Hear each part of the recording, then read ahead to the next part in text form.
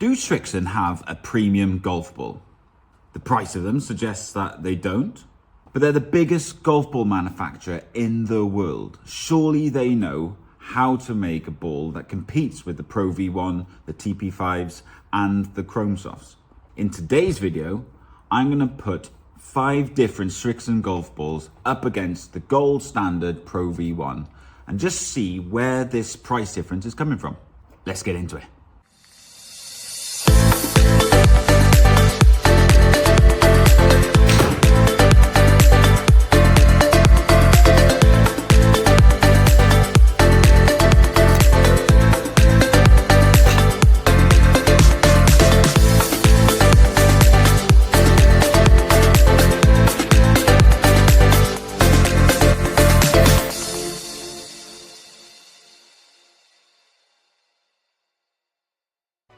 So we've got 5 different types of Srixon golf balls. We've got the 3 different types of Z-Stars, the Q-Star, and the AD333.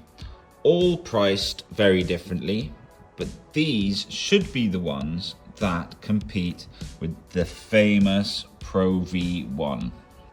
The reason I'm asking this question is because Srixon golf balls are so much cheaper than the Pro V1. So the Pro V1, you're looking at about 48 quid a dozen.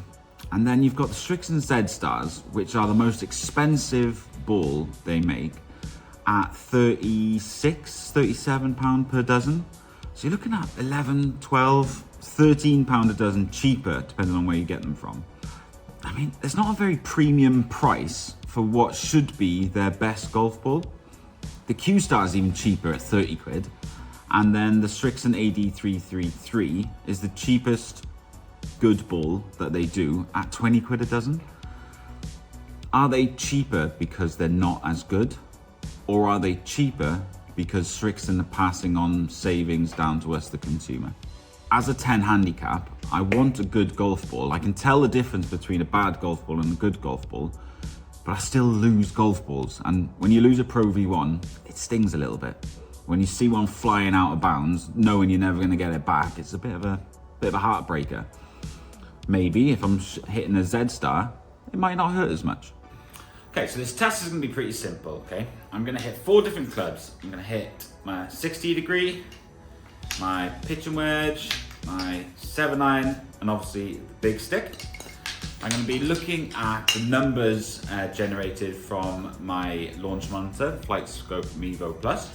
We're going to be looking at things like spin, carry distances, trajectory, all kinds of different numbers really, and put them all up against each other and just see which one is going to be performing the best. I'm going to spend all afternoon doing this test, so I'm not going to bore you with every single shot, but at the end of the video, I'm going to show you all of the results that I've put together. So with the 60 degree, I'm just hitting some pitch shots. I've got a pin here at 60 yards. Good distance, a bit left. Quite a lot of spin on that, to be fair. Again, I'm not going to bore you with all these shots. Cue the montage.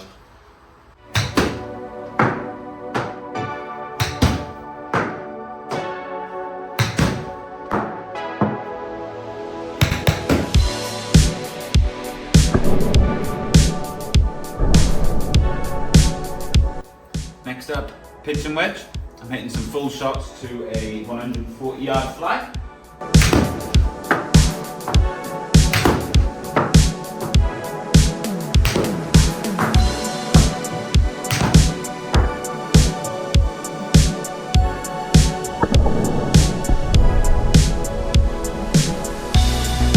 For the 7-iron, I'm hitting full shots to a flag at 175 yards.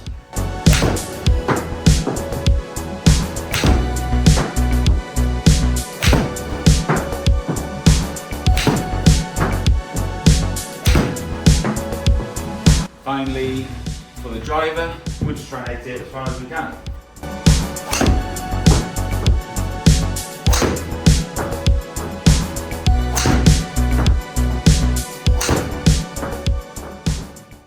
I don't know if you've noticed, but I've changed clothes. That test took me a lot longer than I anticipated. I gave it beans saying that it would take me an afternoon. It took me 3 days. I ended up hitting probably over 500 golf balls for this test. I wanted to make sure I was getting good and accurate numbers and give everything a fair old whack, to be honest with you. So I hit 6 different types of balls, 20 times, with each different club. So yeah, 480 shots taken into account, but probably over 500 shots if you take out some poor strikes and things like this. So a comprehensive test, and here are the numbers. Okay, so let's dive into the test results. First thing we're going to look at is the 60-degree lob wedge. Now, the controlling factor for all of my testing was club head speed. So I'm doing a pitch shot here with a 60-degree, and the controlling factor here is 50-mile-an-hour club head speed. If it was too fast or too slow, it got deleted from the data. But the 20 shots used in the data all averaged 50 mile an hour for all balls. So the Pro V1 here, we've got a spin rate of 5,930, a descent angle of 38.6, carry 47.4, and a ball speed of 50.6. I don't think ball speed's going to matter too much, especially with a pitch shot anyway. Maybe more towards the irons and the driver, etc. But with a pitch shot, not overly important. Anyway, these are the Srixon ball results. We've got the AD333, the Q-Star, Z-Star, Z-Star XV, Z-Star Diamond. You can look at these at your own leisure, just pause whenever you want, but the most comparable ball here is probably the Z-Star XV. Spin rate's very similar, descent angle's very similar, but the carry is an extra 2 yards and the ball speed an extra 1 mile an hour. I don't know the science behind that, but the Z-Star seems to be retaining its energy more with this particular shot. But it is definitely stopping just as quick as a Pro V1. You're just going to get an extra couple of yards of carry, basically. Moving on to the pitch and wedge, my controlling factor here is 81 miles per hour club head speed. This is a full pitch and wedge for me. And Pro V1 results, we've got 7,633 spin, a descent angle of 51, carry of 133.5, and a ball speed of 101.8. Interestingly, here are the Srixon results.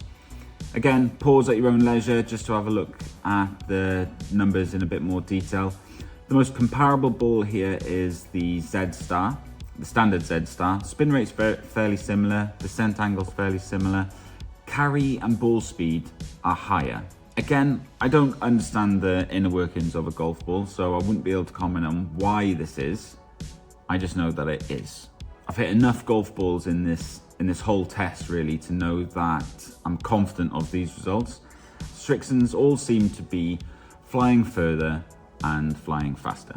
Next up are the 7-iron results. So my controlling factor here is 90 miles an hour worth of club head speed. The Pro V1 was spinning at 5,302, a descent angle of 45.6, a carry of 170.2, and a ball speed of 118.4.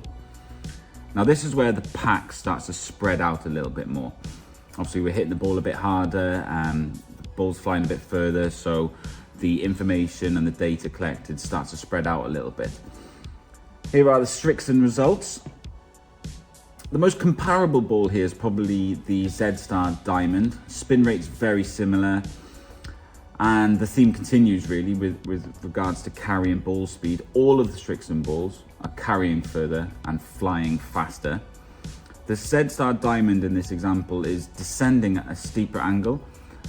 2 degrees doesn't sound like a lot, but it does mean that your ball will stop 2 to 3 feet closer to the hole. So it can be quite handy to have that extra descent angle. A couple of notes here as well. The Z-Star XV is flying more than 8 yards further than the Pro V1.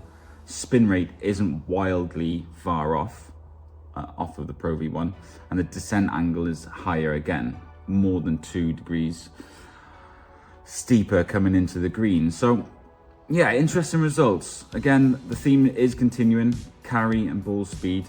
are higher than the Pro V1. Is that a good thing or a bad thing? I don't know. But I think the stopping power of especially the Z-Star Diamond, is just as good as the Pro V1. So you're gonna be able to hit it closer and further.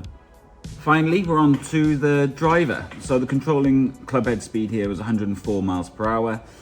I can go a little bit faster. This is sort of a cruising speed, but my main focus here was strike. I wanted to make sure I was striking the balls just as good as each other. So I toned myself down a little bit, and that was my average club head speed for all of these golf balls. The Pro V1 results are what you'd probably expect, to be honest with you. A spin rate of 2,342, which is near enough optimal. Descent angle of 40.3, a carry of 251.5, and a ball speed of 149.2. Here are the Srixon golf ball results. Again, pause at your own leisure. The most comparable golf ball here is the Q-Star. The spin rate is very similar. The descent angle is closest to the Pro V1, and the carry results are fairly similar as well, even though the ball speed is down a little bit.